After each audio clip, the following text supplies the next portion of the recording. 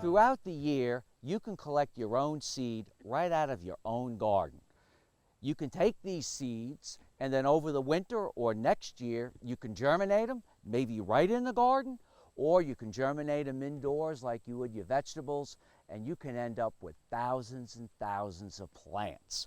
And for example, here, we will take our shears, and on your peonies, you almost need to harvest them before the peony stems lay open or lay over, and you just come in here like this, and you need some kind of a tray. You keep them upright till you're ready, and pretty much you can see all the peony seeds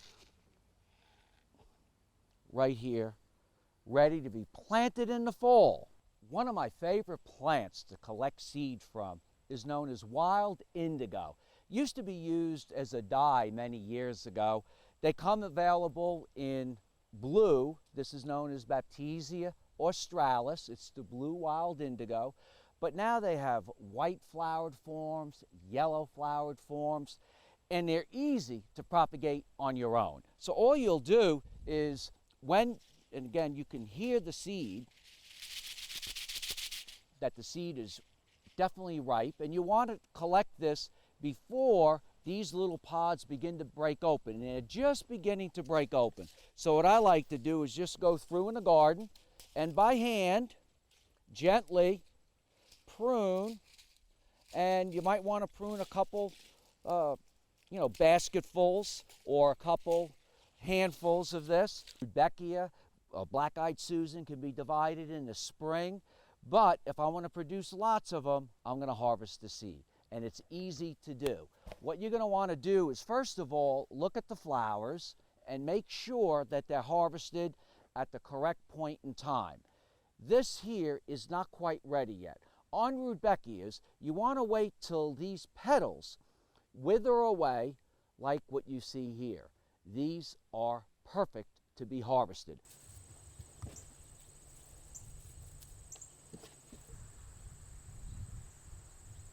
One of my favorite flowers, hollyhocks. It's a biennial.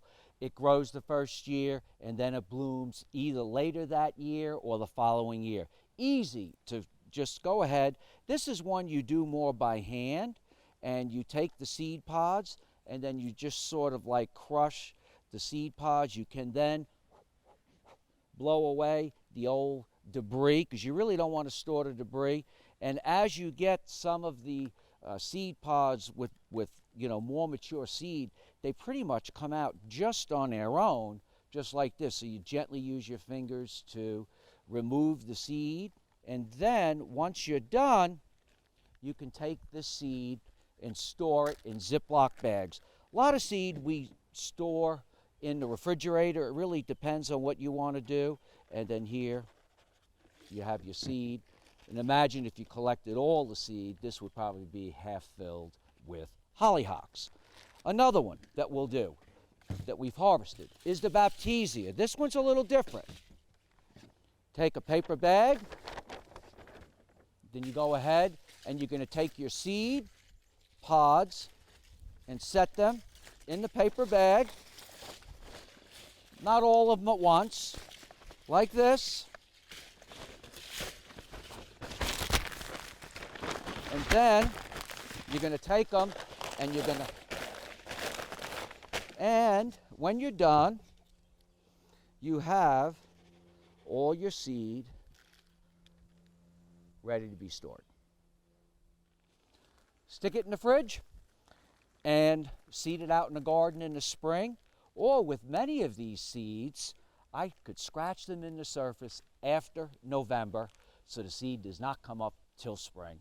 And I can fill my garden with all these blooming blues and pinks and purple plants. I'm Mark Viette. Join me next time in the garden. For more garden tips, go to inthegardenradio.com.